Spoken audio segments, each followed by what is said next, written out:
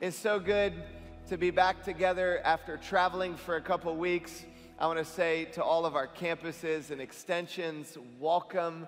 We're glad that you're here. We're joining together as one global family, wrapping up a message series called The Lost Art of Friendship, and Stacy is going to be up in just a moment with the message. It's a little dangerous to put another preacher in front of a preacher to do an introduction, so I'll try not to take too much of her time. But if she goes long, you know it's her fault, not my fault, okay? Just kidding.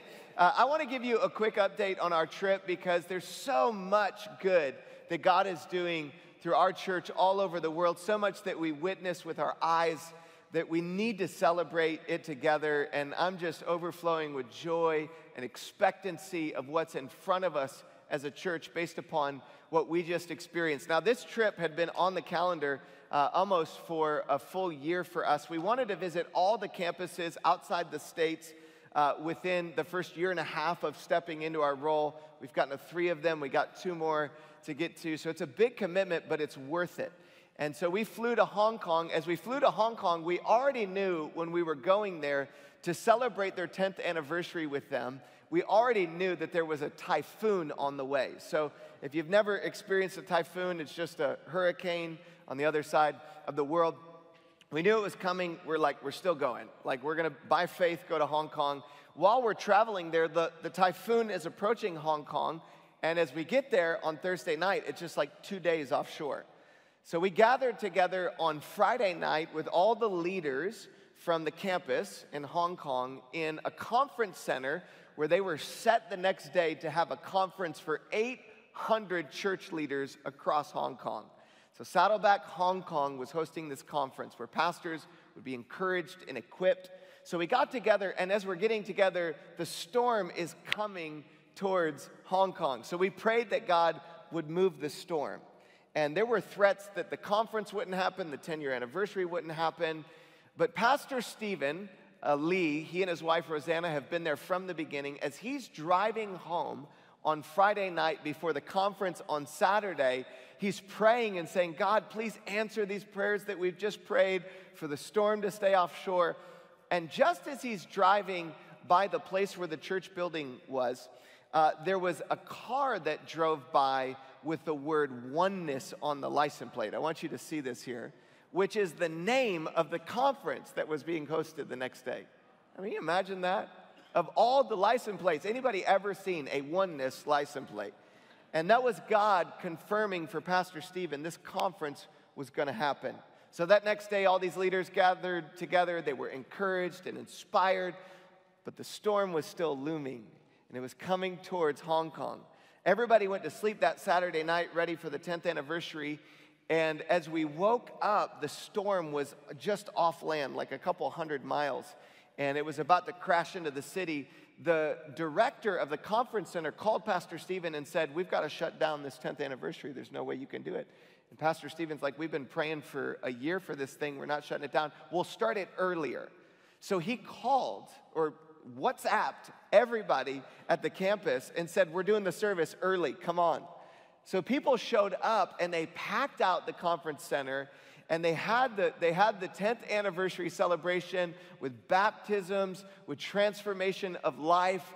And at the end of it, right as the 10th anniversary was wrapping up, right at the moment that it was done, the storm crashes into Hong Kong and the whole city shuts down. Now, I want you to see, just look at this little map. I don't have time to go into it because Stacy's going to speak today. But this is... one of these turns is when the hurricane turned on Friday night when we prayed. And then you can see how God held it offshore. All as these events were happening so that he could prove his faithfulness once again and the greatness of what he's doing through Saddleback Hong Kong. And I think we should give him some praise for that. Now, we hopped on a plane. I could spend 30 minutes telling you all the amazing things that God did, but we hopped on a plane. We flew to the Philippines. We were greeted by the staff there, Pastor Mike and Tinay and the staff there. We got to celebrate with close to 300 of their volunteers for a volunteer rally. We got to go to church on Saturday and Sunday and see their building that is busting at the seams. They're out of space, and God is preparing a way for them to make more space, bigger auditorium, just blown away with the hospitality, the heart. But one of the best parts of it was we got to go into one of the largest Saddleback extensions with 900 people, 900 women meeting in a prison, meeting behind the walls or doors of a prison. This extension was started by Grace, who originally was in prison, gave her life to Jesus after getting a copy of Purpose-Driven Life, and then watching some of Pastor Buddy Owen's curriculum that was done on DVD back in the day when there were DVDs.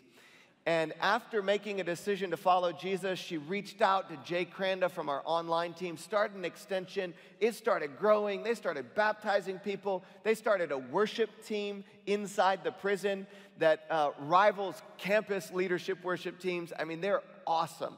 And this is some of the pictures. I want you to see this worship team as they're singing. But that day, we got to do baptisms, and we were scheduled to do 50 baptisms. Unfortunately, we only got to do 39.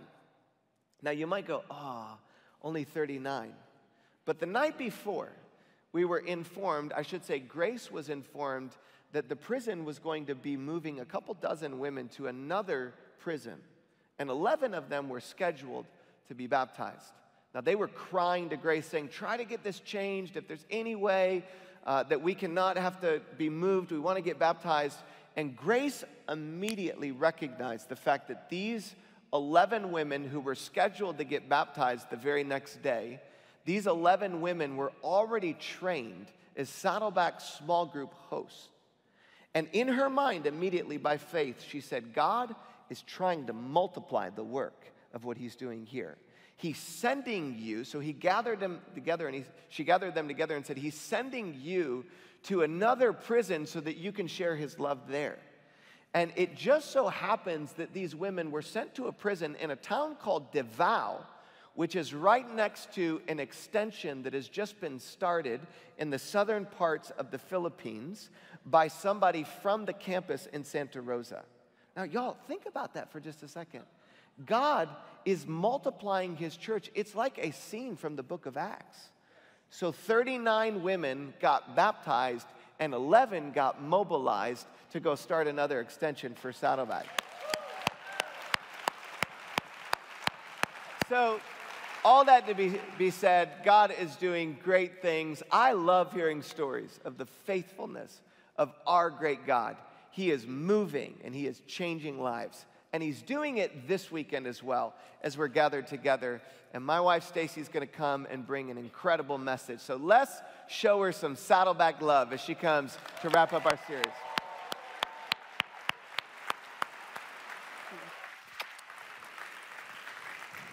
Well, hello. A warm welcome to all of you. I need to give a special shout out to our Santa Rosa and Hong Kong campuses and just tell you I miss you guys already.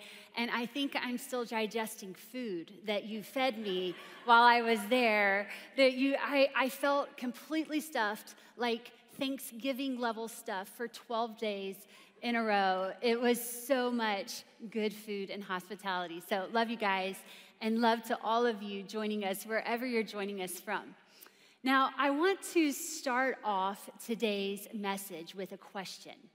And I want to ask you to maybe engage your mind a little bit and be a little bit reflective, because the question I want to ask you is, do you ever feel incredibly frustrated by your own inability to change?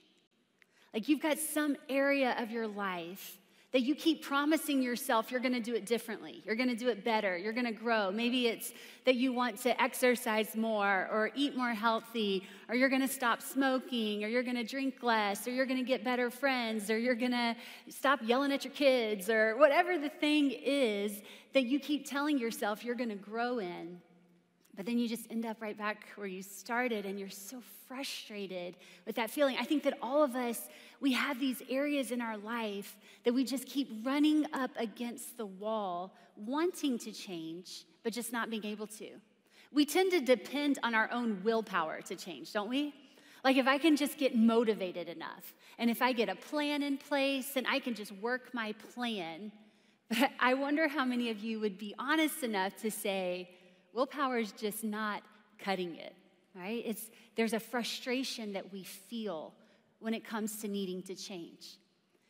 Well, there's a lot of research that is showing us that change is not just based on our own willpower.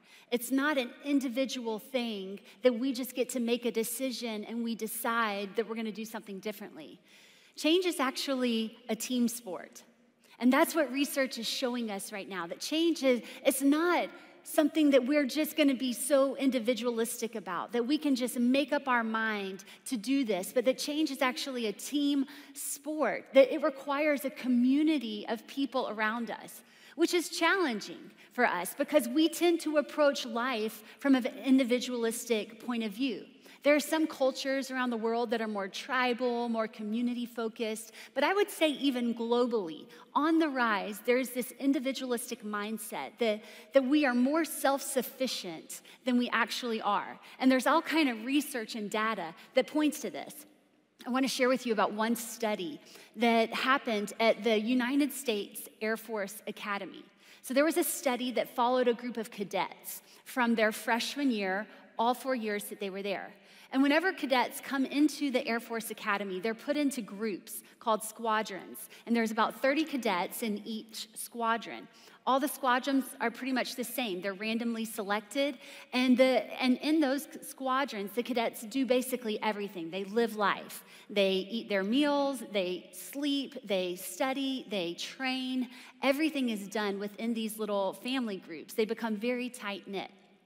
So the study wanted to see, why is it that some squadrons really succeed and advance when it comes to physical fitness? They make huge gains, while other squadrons don't. And so they studied the differences between these squadrons, and they found that the determining factor of whether or not a squadron is going to really show increase in physical gains is the least fit person in the squadron. They followed that person, and depending upon whether that person felt motivated to become more physically fit, whether that person was trying hard and positive, then the rest of the squadron would rally around, and that they would show great increases and improvements. But if that person that was least fit in the squadron was critical, pessimistic, maybe apathetic about physical fitness, it brought the entire squadron down. It was contagious, just one person's attitude in the squadron. And I want to read to you a quote from the guy that wrote this article. His name is Brad Stulberg. And he says in this article, so much focus on behavior change and performance focuses on the individual. Yet that's only half the story. Working to build a better self almost always means working to build a better community or tribe with which you surround it.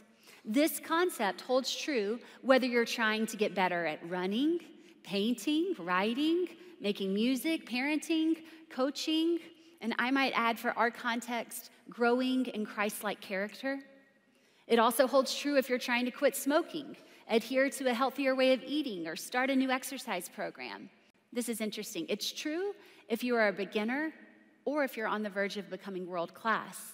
In other words, the people with whom you surround yourself have an enormous impact on your life. In many ways, they shape it. Those are some strong words. You might be familiar with a very popular quote that says, you are the average of the 5 people that you are closest to. I think I heard that quote for the first time when I was a stay-at-home mom with 3 little kids homeschooling. And I was like, okay, this makes a lot of sense. Because the 5 people I'm spending the most time with, I was like, no wonder I feel the way that I do. But we are being greatly affected by the people in our sphere of influence. And it's not just the 5 people that we spend the most time with. You're also affected by that person at work who's very critical, and you just interact with them on a casual basis, but their critical spirit is having an effect on you. You're also impacted by social norms. You're affected by what is going on in the media. There are all kinds of influences on our lives. And so for better or for worse, the people that are surrounding us, they're shaping our lifestyle choices. So if you are feeling a little frustrated today with your own inability to change, if you are so desirous of different behavior patterns, could I just say that it's possible we're approaching it the wrong way? We're thinking of it through the eyes of what I can do based on my own willpower and my own behavioral choices. But perhaps we need to focus also on the tribe that surrounds us. Because here's the truth. Your tribe determines your trajectory in life. Your tribe that you surround yourself with, for better or for worse, it is affecting your ability to become the person that you want to be. So if you surround yourself with people who are moving in the same direction you want to move, and they have similar goals and values, they are helping to pull you in that direction. But the opposite would also be true. Now, this is not new information, right?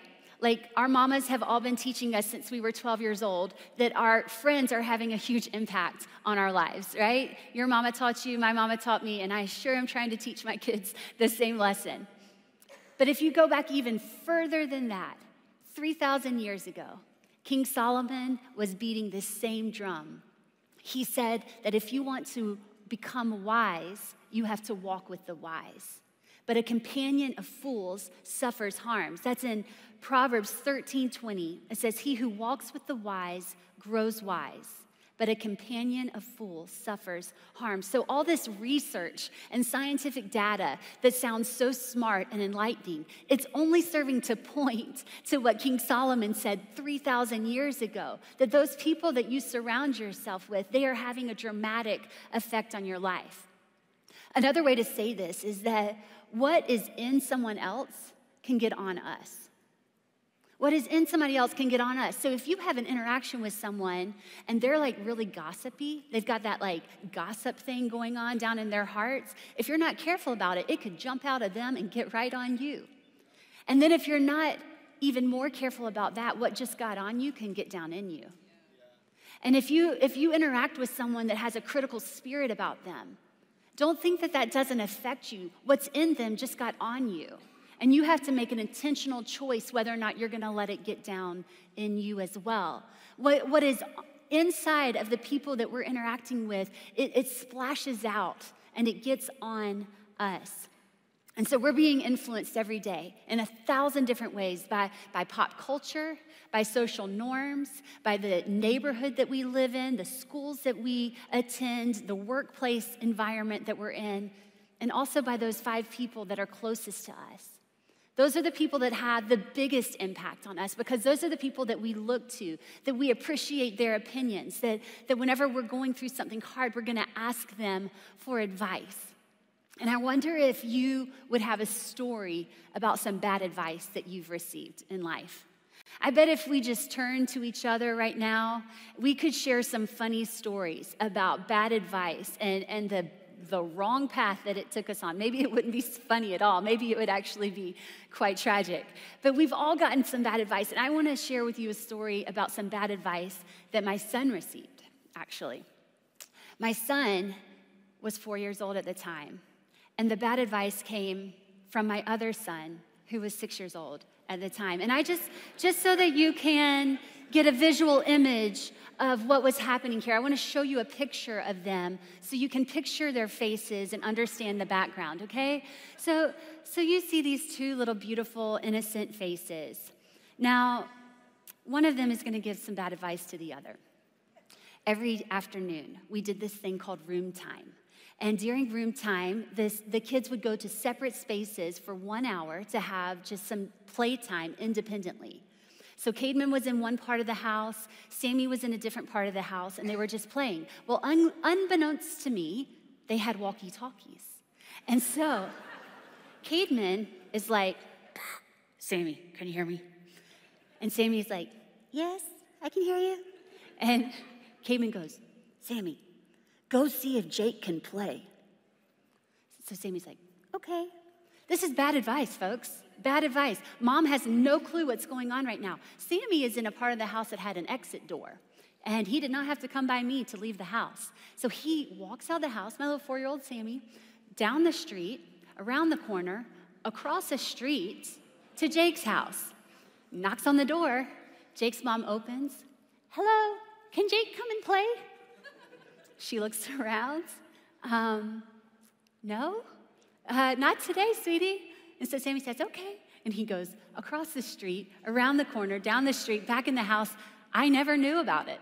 Never knew. This happened 2 times, folks. My son was continually receiving this advice, and he was continually obeying it. I found out later, a week or 2 later, when Jake's mom comes up to me at Little League and says, hey, Stacy, I just want to make sure you know that Sammy has come by our house twice to see if Jake could play. Well, I'm sorry, excuse me? The story is even made worse by the fact that Jake's mom just so happened to work for social services in the Child Protective Services Department. That's right, ladies and gentlemen. So that's a mom fail for me. The whole story is to tell you that bad advice can take you to places that you don't want to go. It'll get you in trouble, won't it? And this is what was happening in our family. But we're gonna look at a story in the Bible where a guy takes some bad advice. And he's gonna listen to the wrong advisors. And it's gonna have a really negative impact. It's gonna cost him. So you may be familiar with King Solomon. That name might be familiar with you. Pretty famous king in Israel. He was Israel's 3rd king, and he followed his dad David, who everybody's heard of King David, most famous king probably ever in the world. Now, Solomon was a wise king. That's what he was known for, all these wise sayings. He was an amazing king in some ways. So King Solomon, he was able to expand Israel's borders. I want you to see a picture of what Israel looked like when King Solomon was reigning. So that territory, the blue territory, is where King Solomon's territory was. Now, there was never a time in Israel's history where Israel had larger borders. And so Solomon did that. He was able to control the trade routes. He fortified the cities with walls and gates. There was a lot of freedom and safety and prosperity during his reign. And he was also known for these massive building projects, not the least of which was his palace and a world-renowned temple. People would come from all over the world to see this temple. So Solomon did some really amazing things during his reign. But there were also some very foolish things that Solomon did during his reign. For example, the Bible says that Solomon had 700 wives and 300 concubines. That is not wise. That is not wise. Can you imagine? I did a little math. Solomon was king for 40 years, so he averaged 18 weddings a year. That guy, a wedding and a half a month. It was not wise. Now, his wives, they worshiped other gods. And so Solomon allowed this type of worship into Israel. And it created division. It created a moral compromise in Israel.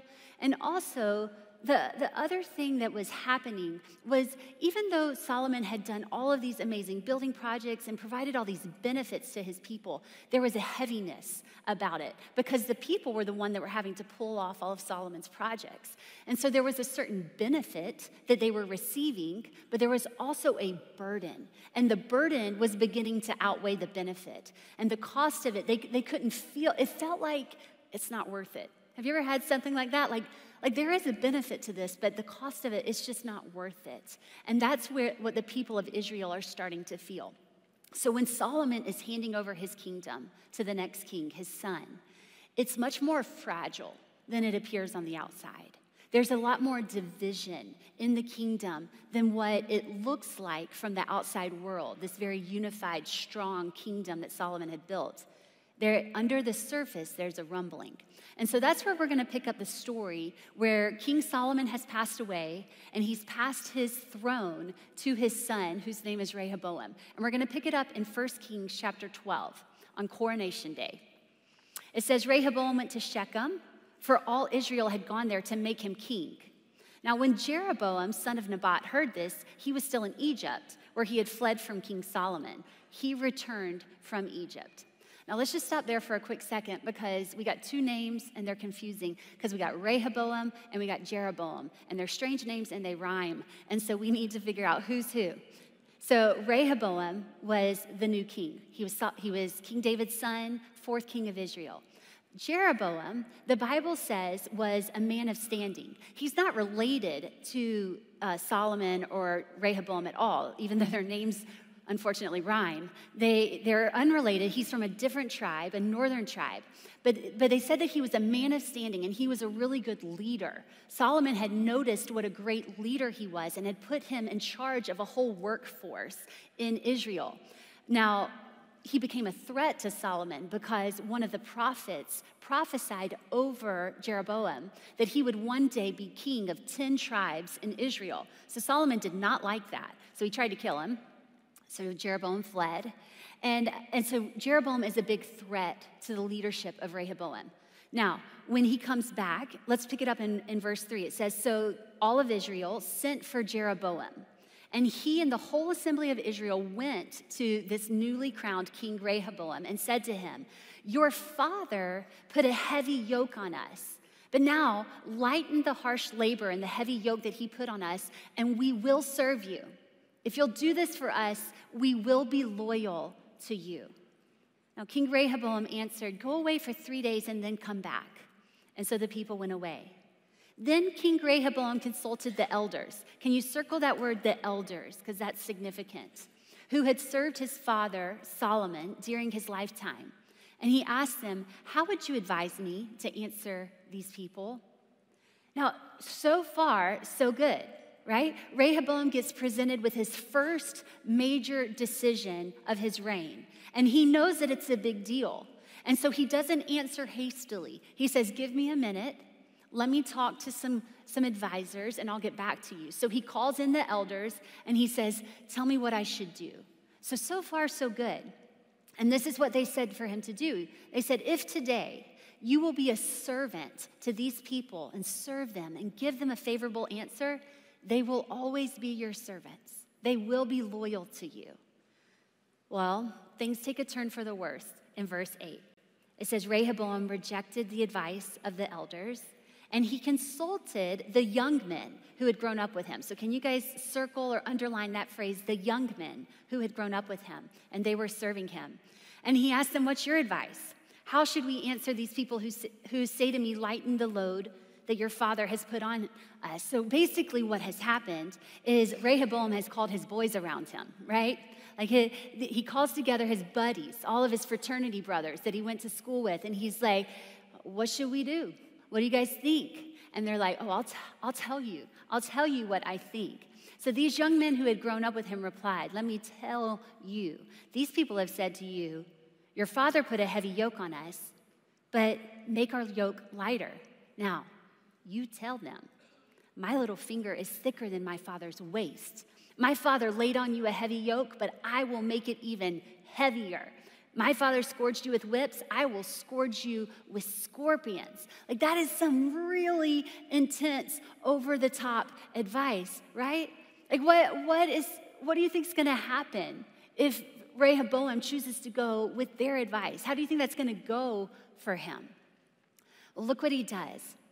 It says 3 days later, Jeroboam and all the people returned to King Rehoboam, as the king had asked them to do, come back to me in 3 days. The king answered the people harshly. He rejected the advice the elders had given to him, and he followed the advice of the young men and said, my father made your yoke heavy, I'm gonna make it even heavier.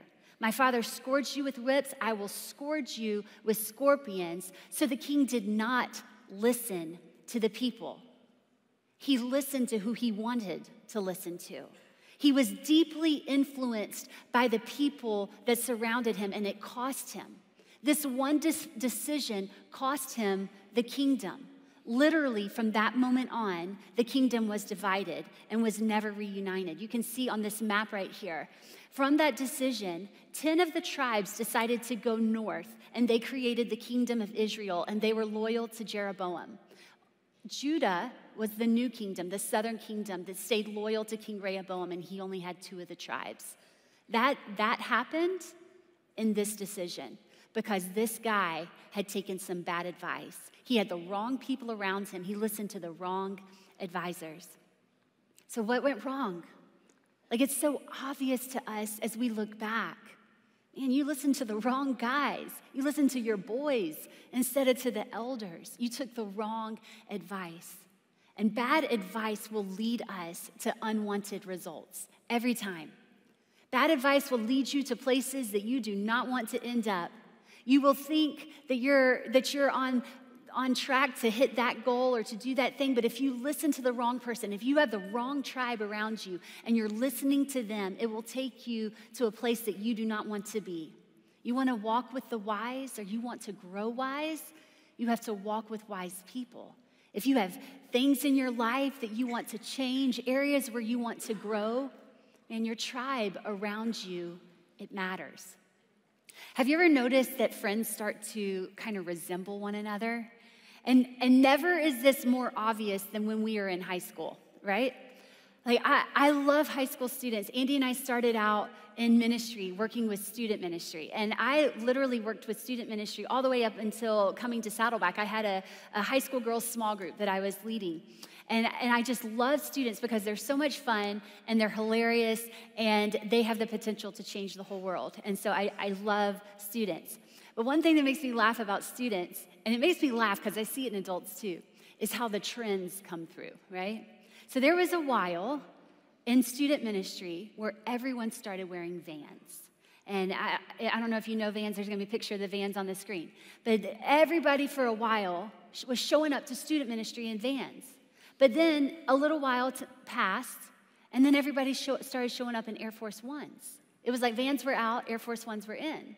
And all those poor mamas were having to scrounge up money because their kid was like, I need some Air Force Ones. Everybody's wearing Air Force Ones. Well, it wasn't that Air Force Ones became uncool, but then blazers happened. And now everybody starts wearing blazers. And it's like, okay, I guess I got to go get a pair of blazers. Now, somehow we took a hard turn, and I don't think it was the right turn, but somehow we went from blazers to Crocs. And I don't know how that happened. How do you go from Nike to plastic shoes? But it happened, and they're very popular. And I laugh when I see this. Like, my girls would show up to small group, and they all like have the same kind of food in their hands, and they've got the same hairstyle, and they've got matching sweaters, and they're so adorable, and it would make me laugh because I see it in myself too. Like, whatever tribe you're in, we start to resemble each other, don't we? Like, if you go to a gym, everybody at that gym starts to dress alike. Or if you're like a young professional and you have a certain kind of occupation, everybody in that occupation kind of starts to dress alike. When I go to a pastor's conference in London where everyone is super cool, like, I'm gonna intentionally dress like the people at that pastor's conference, because I am not gonna be the one girl that shows up like wearing stuff I'd wear to school pickup, right? Like, I'm gonna be intentional because we do this. We start to dress and look and talk and think and act like our tribe. That's why it's so important that we get the right tribe around us. So I want to talk for this last few minutes about how do we get the right tribe around us. And I want to give you a tool that I hope you will find helpful. This tool is called the table test. Now, you guys know that in all of our countries, the leader of our country, whether it's a president or a chancellor, prime minister, these leaders have some type of cabinet, some type of executive council, right? People that they have appointed to help them make wise decisions. And so here in the United States, we've got like the Secretary of the Treasury, we've got Secretary of State, Secretary of Health and Human Services, all kinds of things. There's like probably 20 different advisors. There's Secretary of Defense, Secretary of the Interior. I don't even know what some of these people do. Secretary of Education. There's something for everyone here. But we have all these different advisors that the president invites to his table to give him counsel. because he trusts these people. He trusts their wisdom, he trusts their knowledge and their expertise, and he expects them to be able to inform his decisions and to help him accomplish his goals. Now, what I want to say to you is that everybody's got a table. We all have a table, and for some of us, we don't even know who is sitting at our table. Like we have this table where there are people that have welcomed themselves over. Sometimes we've intentionally invited people to our table, but sometimes we don't even know who's sitting here. Sometimes you might be sitting at this table and you realize you got some crazy people at your table with you. Sometimes you might be sitting at your table and you feel like, oh my gosh, nobody's at my table. And you realize I'm doing life as a loner. Like I don't have anyone at my table.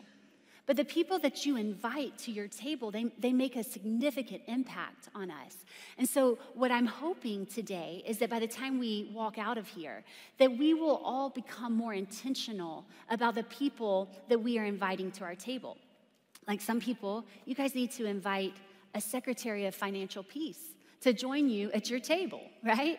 And let me tell you, you don't want your friend who's $50,000 in debt giving you advice about financial peace, right? You got to invite the right person to your table. Some of you might need to invite a secretary of relational health to your table because you've got some messed up relationships and you need some advice from someone whose relationships are going well in their life. You don't want to be asking your friend who is in and out of relationships their whole life and now they're on their third marriage to be giving you marital advice. You got to be thoughtful about who are you letting speak into your life. So here's a couple more ideas. You might need a spiritual director.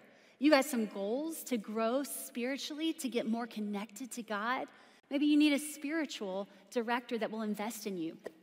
Maybe you work yourself to the bone. You're working 60, 70 hours a week, and you need a recreational analyst to say, no more of that. You need some fun in your life, and I'm going to help you do it. Maybe for some of you, you need a director of personal growth. There are just some areas in your life where you could make some progress if you had someone that was holding you accountable to it. And this last one is a physical fitness expert, and we could probably all benefit from someone helping hold us accountable and inspiring us, motivating us. Now, the point of this is that there are aspects of our life. You might have more people at your table. You might have different titles for the people at your table. But the point is that there could be some intentionality around the people that our tribe that we are surrounding ourselves with. Now, all of these people, they serve at the pleasure, right? They serve here because you have invited them here. Some of you might have some people that invited themselves over for dinner, and you just need to invite them to leave because they are not the people that you need to have at your table anymore. Maybe they served a purpose for you in the past, but now they're no longer serving that purpose in your life. They're not helping you become the person that God created you to be. And so could we be intentional about the table and the people that surround us? Now, our church has a table, and we call that table small groups. And in our small groups, we have people that surround us. It's a tribe. Because not only do you need some experts and advisors in your life, but you just need some friends. You need some community, people that are rowing in the same direction, people that have similar values and goals, and they're gonna do this journey with you because there's power in a tribe. There's power in this togetherness of saying we're gonna do life together. There's people that you're gonna celebrate the birth of a baby with, and there's people that you can go to when you need counsel on parenting advice, and there are people that surround you in a moment of crisis and grief. We need a tribe. We need people that surround us. We talk about small groups all the time here at Saddleback Church. But there are so many people that have not yet taken that step to get connected. And I know that there are so many reasons why, right? Like we all have our reasons of this is a busy season for me, or I did that once, it didn't go well, or I'm more introverted and I don't really feel the need for it. We all have our reasons for why joining a small group might not be at the top of our priority list. But let me tell you when you're gonna wish that you had one. It's when you go through a crisis. I wanna tell you the story of a precious couple in our church, Greg and Betty Hopkins. Greg and Betty have been a part of the same small group here at Saddleback for over 17 years.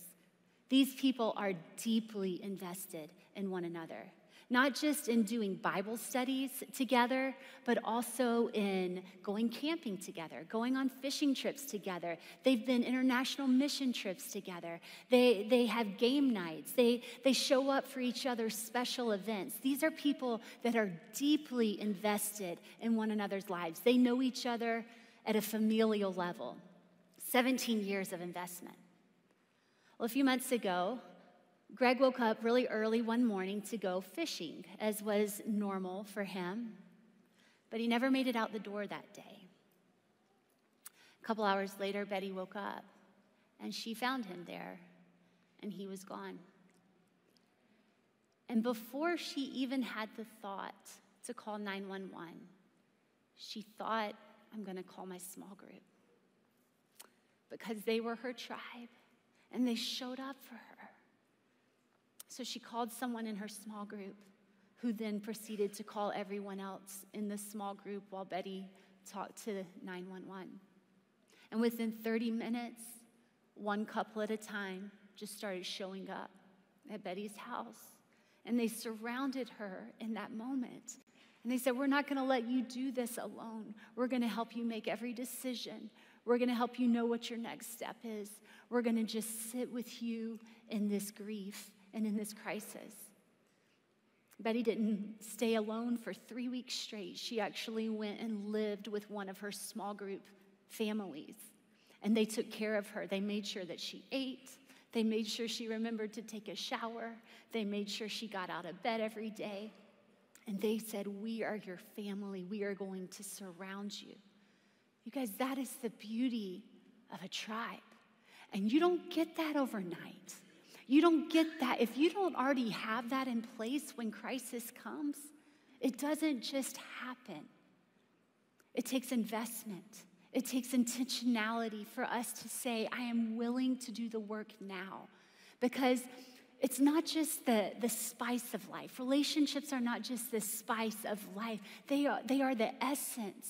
They are the strength of life. It's what God wants for all of us. So you guys, when we invite you to be a part of a small group, it's not because of anything that we want from you. It is only what we want for you. That on the day when crisis inevitably comes to knock at all of our doors, that we have friends that surround us, a tribe of people that say, I'm not going to let you forget the promises of God in this moment. I'm not going to let you forget who you are. I will walk with you in this trial. That's the power of tribe, the power of community. You know, all of us have areas in our life where we are needing and wanting to grow, or we are needing and wanting to make some changes. And perhaps for you, you've been trying to go at it alone. You've been working so hard and you've got your strategic plan and you're listening to all the motivational speakers and you're like, I can do this, but you're trying to do it alone. And I wonder today if you might be willing to acknowledge, I actually need to be intentional about building a tribe around myself. I need to be intentional about the people whose voices I'm listening to, the advice that I'm taking. I need to build a source of community because this is how God created us to be. The goal of life is not to be independent. I'm not raising my teenage sons to be independent. I'm raising them to be interdependent because that's how God created life to work. That I need you and you need me. And that when we are in relationship with one another, I gain strength from your strength. And I'm held accountable by your love and your concern for me. And I'm motivated because I know that my life is having an effect on yours. That's how God designed community and life to function. And so as we go into just the closing of this message, I was wondering if we could do a bit of a reflective exercise together. And I wonder if you would just maybe quiet your heart and ask God to speak to you right here in this moment about what your tribe looks like right now. I have 3 questions that I want you to think about. And the first question is this: who is currently seated at my table? And maybe you could just write down on the margins right there, could you write down some names? Who is currently seated at your table? And would you just be honest about it? Because some of them are going to be good, positive influences, and probably some of them are not at all, right? Some of them are going to be some squirrely characters that snuck in there, invited themselves over for dinner, and you're like, yeah, it's probably time for you to go. But could you just be honest about who is currently seated at your table? Some of you might be looking around at your table and think it's pretty empty, and maybe you need to invite some people in. So the second question is, who do I need to invite to join? Who needs to join me at my table? What areas of my life are not shored up? What areas do I need to grow in that I could invite some intentional advisors to speak life into me? What areas do I need to grow, and who could I invite to join me? And the third question is, who do I need to invite to leave? Who do I need to invite to leave? And maybe that's the most important question of all, because along the way, we tend to pick up relationships, we tend to pick up baggage, we tend to pick up some hurts and habits and hang-ups, and we have to be reflective about who we are allowing to speak into our lives. And so why don't we do this? Why don't you put your notes away, and why don't you just bow your head right there, wherever you're sitting, and let's invite the Holy Spirit to speak to us right now, specifically about our tribe and our relationships. God, we acknowledge today that the people that we surround ourselves with are having a huge influence on our lives. They're shaping our trajectory. And so, Father, we want to invite you into every single relationship. We reflect upon the people who are close to us. Some really positive, some not pulling us in the direction that we want to go. And God, I just want to acknowledge that there's nothing in my life that I would want to come in between my relationship with you. There's no sin, there's no relationship, there's no dream in my heart that I would want to interfere with my relationship with you. And so, Father, I just want to pray collectively for my brothers and sisters here at Saddleback. Lord, would you help us to identify those things in our life that are barriers of us growing in a life-giving relationship with you? Help us to have the wisdom and the courage to make the choices we need to make, to surround ourselves with the type of friends that would honor you and bring you glory and help us to grow. We love you. It's in Jesus' name we pray. Amen.